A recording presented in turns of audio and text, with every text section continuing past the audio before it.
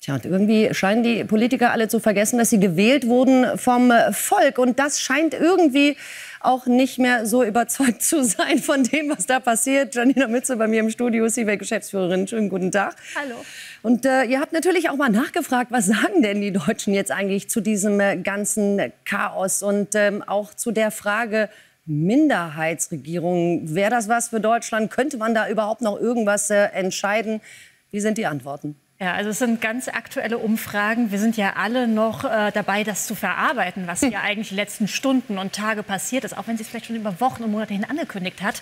Die Ereignisse haben sich überschlagen. Und deshalb muss man alle Umfragen so ein bisschen als Momentbetrachtung betrachten und auch wissen, das kann sich wieder verändern. Aber gerade das ist das Bild sehr eindeutig. Also wenn man die Menschen fragt, ob sie glauben, dass eine Minderheitsregierung aus SPD und Grünen noch handlungsfähig ist, dann finden wir wenige Menschen, die dadurch überzeugt sind. 19% sagen ja, 7% sind unentschieden. Man kann sich vorstellen, 19%, das sind vor allem die Anhänger von SPD und Grünen. 74%, aber das ist der lange Balken hier unten, 3 von 4 Deutschen sagen nein. Woher soll das kommen, die Handlungsfähigkeit? Ich glaube nicht, dass diese Minderheitsregierung noch handlungsfähig ist. Wahrscheinlich ist das auch ein Stimmungsbild, was auch in den nächsten Wochen weiter bestätigt werden wird. Trotzdem sagt Olaf Scholz nein. Ich möchte daran festhalten. Fragen wir nach bei Leonie von Randow, zugeschaltet aus dem Deutschen Bundestag. Leonie, was steckt denn jetzt hinter diesem Zeitspiel der SPD? Und wie baut die Opposition da jetzt ein bisschen Druck auf? Also der Bundeskanzler hat das ja so erklärt, dass es noch ein paar Projekte gäbe, die er noch durch den Bundestag bringen will in diesem Jahr, die keinen Aufschub dulden. Aber das ist eine Erklärung, die die Union zumindest ihm nicht abkauft. Friedrich Merz hat auch noch mal gesagt, er habe mit Olaf Scholz darüber gesprochen und der könne nicht plausibel erklären, warum nicht schon viel früher Neuwahlen stattfinden sollen. So ein bisschen liegt die Vermutung nahe, dass Olaf Scholz auf Zeit spielt, denn seine SPD, die liegt gerade so bei 15–16%. Gut möglich also, dass man noch die Hamburg-Wahlen Anfang März abwarten möchte, am 2. März. Denn in Hamburg, da ist die SPD traditionell sehr stark. Leonie, danke schön für den Moment in den Deutschen Bundestag. Und jetzt wollen wir natürlich auch mal auf die FDP schauen, Janina, die ja irgendwie das Ganze jetzt ins Rollen gebracht hat. Was glauben denn da die Deutschen, was für eine Auswirkung das dann auch langfristig auf die Partei haben wird?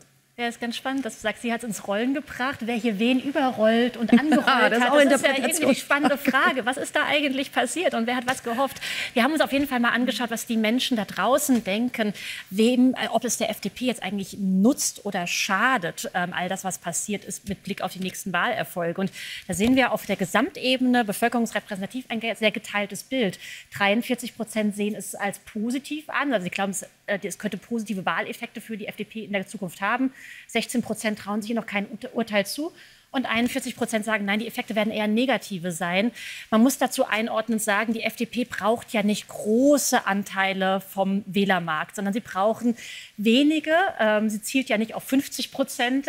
Das heißt, es wird ganz stark darauf ankommen, ob sie ihr eigenes Wählerklientel überzeugen kann mit dieser Konsequenz, die sie vielleicht vorgeben möchte, hier an den Tag gelegt zu haben. 50% wollen sie nicht, aber 5% sollten sie dann schon aus eigener Sicht bekommen. Was sagen denn die Bürgerinnen und Bürger eigentlich zu der Tatsache, dass Christian Lindner ja bereit war, die Schuldenbremse, nicht bereit war, die Schuldenbremse auszusetzen, daran ja dann diesen Koalitionsbruch sozusagen festgemacht hat, weil das ja offensichtlich das war, was Olaf Scholz wiederum wollte. Ja, Schuldenbremse. Man könnte meinen, eine ganz technische Frage, aber in dieser Koalition war es ja wirklich eine Glaubensfrage. Deshalb haben wir die Menschen gefragt, wie sie es bewerten, dass Christian Lindner nicht bereit war, sie auszusetzen. Auch hier sehen wir kein ganz eindeutiges Bild. 59% halten es für richtig, das ist erstmal die Mehrheit der Befragten. 6% sind hier unentschieden und 35% halten es für falsch. Also auf der Gesamtebene gibt es schon eine kleine Mehrheit dafür, die sagt, das ist erstmal grundsätzlich richtig. Ganz spannend wird es, wenn wir uns auf die nächste Grafik schauen. Da haben wir nämlich noch mal die Überzeugten nach Partei- und Wählerabsicht gefiltert. Und da sieht man, wenn die Grafik gleich einläuft, dass es insbesondere die FDP-Anhänger sind, die überzeugt sind, die das zu nahezu 100% mittragen. Gut, das wundert nicht. Genau, das wundert nicht. Es wundert auch nicht, dass die Grünen und die SPD-Anhänger das nicht so toll fanden. Das wissen wir auch. Aber auch die Unionsanhänger halten es eigentlich grundsätzlich für richtig. Und jetzt kommt die Grafik auch, das sind hier die 79% oben, dass Christian Lindner hier nicht bereit war. Man sieht eben die deutlichen Unterschiede zwischen CDU, CSU und FDP. Das sind die großen Ausschläge.